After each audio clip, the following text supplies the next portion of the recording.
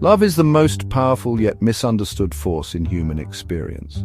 Across cultures and centuries, philosophers, psychologists, and poets have attempted to categorize the many manifestations of this fundamental emotion. Contemporary research suggests love isn't a singular experience, but rather a spectrum of distinct emotional states, each serving different psychological and biological functions.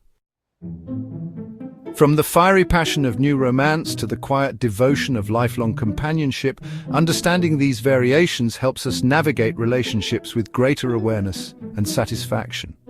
Today we'll explore 8 primary forms of love identified by both ancient wisdom and modern science. Named after the Greek god of desire, Eros represents the intoxicating, physically driven love that dominates new relationships. Characterized by intense emotional highs and sexual attraction, this form of love activates dopamine pathways in the brain similar to those stimulated by addictive substances. While often celebrated in popular culture, Eros has a biological purpose. It's nature's way of ensuring pair bonding and reproduction. The ancient Romans identified ludus as a flirtatious, non-committal form of affection focused on the thrill of pursuit rather than deep connection. In modern terms, this describes casual dating, situationships, and the early stages of courtship where both parties enjoy the dance of attraction without serious expectations. Aristotle considered philia, the love between friends, as superior to romantic passion because it's based on mutual respect and shared values rather than physical attraction. Modern research confirms that strong friendships activate the brain's attachment system similarly to romantic bonds, just without the sexual component. This ancient Greek term describes the natural, instinctive love between parents and children, or between siblings. Unlike romantic love that must be cultivated, storge arises automatically from shared blood and life experiences. The most mature form of love, pragma, develops over years as couples consciously choose to maintain their bond through life's challenges. Unlike the involuntary nature of Eros, pragma represents a deliberate commitment to compromise, mutual growth, and shared life building. The Greeks divided philia into healthy and unhealthy forms. Positive self-love involves proper self-esteem and self-care that actually enhances one's capacity to love others. Negative narcissism, by contrast, creates relationships based on neediness and manipulation.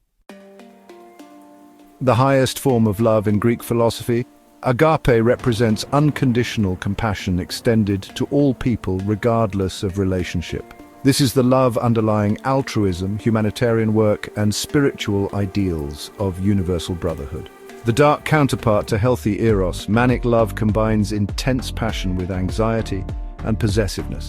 Characterized by emotional volatility, jealousy, and an unhealthy dependence on the relationship for self-worth, this form of love activates the same brain regions involved in substance addiction and obsessive-compulsive disorders. Psychologist Robert Sternberg proposed that all love experiences combine varying degrees of 3 components: intimacy, passion, and commitment. His model identifies 7 possible combinations. For example, companionate love, which is intimacy plus commitment without passion, or infatuation, which is passion alone. Neuroscience reveals that different love types activate distinct brain systems. While the capacity for love appears universal, its expression varies dramatically across cultures. Some societies emphasize pragma, like arranged marriages, while Western cultures idealize eros, or romantic love marriages. Our capacity for different love types evolves across the lifespan. Children experience primarily storge, or familial, love. Adolescents explore ludus and eros. Young adults develop philia and pragma, while older adults often exhibit increased agape. Modern attachment research shows our early experiences with caregivers create internal working models that shape how we experience all subsequent love relationships. Securely attached individuals tend to form balanced loves, like healthy eros and stable pragma, while insecurely attached people may lean toward manic or avoidant patterns. Technology has created new love hybrids: philia maintained through social media, ludus amplified by dating apps, and even agape expressed through online activism. Researchers debate whether digital connections provide the same neurological benefits as in-person bonds. Different love types impact psychological well-being in distinct ways. Healthy philia and pragma correlate with life satisfaction, while manic love associates with anxiety disorders. Interestingly, agape practice shows therapeutic benefits for depression. The type of love we experience significantly impacts physical well-being. Stable pragma and philia correlate with lower blood pressure and longer lifespan, while manic love creates stress-related illnesses. Remarkably, agape practice boosts immune function. Just as we need a balanced diet, psychological health requires experiencing various love types appropriately. Experts recommend Eros for vitality but not obsession, philia for support, pragma for stability, philotia for resilience, and agape for perspective. Like an emotional ecosystem, deficiency or overabundance of any one type creates imbalance. Understanding these 8 love types liberates us from unrealistic expectations that one relationship should provide every form of love perfectly.